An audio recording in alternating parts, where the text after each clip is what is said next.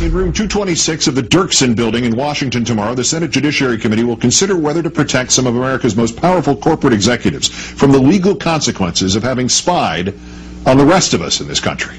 On our third story tonight, an AT&T whistleblower today told members of Congress much more than that is at stake with the secret crimes that took place at room 641A of AT&T's Folsom Street facility in San Francisco and potentially at others across the country. Specifically, retired 22-year AT&T technician Mark Klein says that despite Mr. Bush's claims, the U.S. government used AT&T's cooperation to spy not only on overseas communications, but to vacuum up virtually all of America's use of the Internet for years. Email, Googling, web surfing, you name it. Thanks to AT&T's secure rooms like 641A in San Francisco, accessible only to those cleared by the NSA.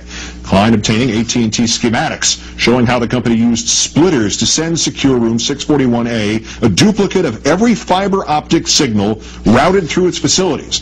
It involved not just AT&T customers, but virtually every internet and telecommunications company, and virtually all email and web traffic in the country, without a warrant, without any mechanism for separating domestic from overseas, without separating suspect from citizen.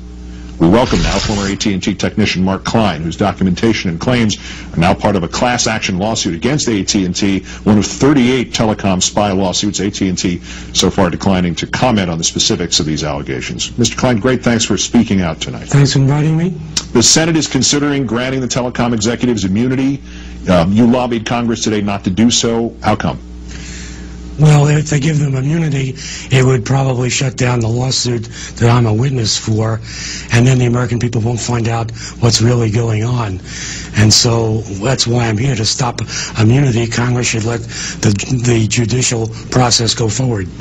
Two-parter here. First, can you explain to those of us who can use the Internet but would not be able to tell the difference between its physical form and, a box full of guitar strings, exactly what happened in that secure room or secret room, 641A? I don't know what goes on in the secret room because I didn't have security clearance, but I know what went on outside because my job, I worked in the Internet room. My job was to connect circuits into the splitter device, which was hardwired to the secret room. And effectively, the splitter copied the entire data stream of those Internet cables into the secret room. And we're talking about phone conversations, email, web browsing, everything that goes across the Internet.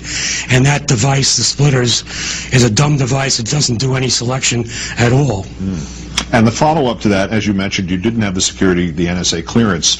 So give us an idea how you know all this, in addition, obviously, to your expertise as a technician. Well, as a technician, I had the engineering wiring documents, which told me how the splitter was wired to the secret room. And so I had to know that in order to do my job. And so I know that whatever went across those cables was copied, in the entire data stream was copied into the secret room. The splitter device has no selective capability, it just copies everything. And we're talking about domestic traffic as well as international traffic. And that's what got me upset to begin with. Yeah, I was just going to say, Mr. Klein, this huge distinction the White House made when all this was first revealed, what its defenders still say, oh, we're just intercepting international communications, no domestic communications were affected. I'm taking you don't buy that in the slightest. No, I know that wasn't true. And that's what got me going in December '05 when the New York Times revealed this, and then the administration came back, the president himself and his various cabinet people trying to argue, and they still do, that it's just international communications. It just affects a handful of people who are making phone calls to the Middle East. And I know the physical equipment, and I know that statement is not true. It involves millions of communications, a lot of it domestic communications, that they're copying wholesale, sweeping up into that secret room.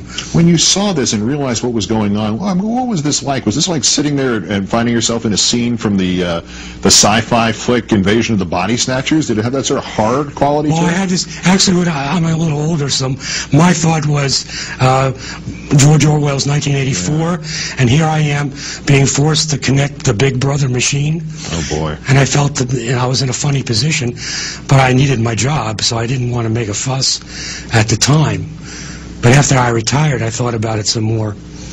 In talking to Congress today, what did you hear? Did you get a sense that anybody's prepared to go after not just the telecom execs, but the government officials who ordered this? I couldn't tell. I'm not a politician, and they play their cards close to the vest. All I can do is emphasize again that they're copying everything. This is a violation of the Constitution. It's domestic traffic. It's phone calls as well as email, and something should be done to stop it. And Congress should not kill the judicial process. The nice thing is that if there is anything that's going to stop it, it's going to be because people like you have the courage to do something about it. Mark Klein, formerly of AT&T, great thanks for joining us, and great thanks for what you're doing. Truly. Thank you.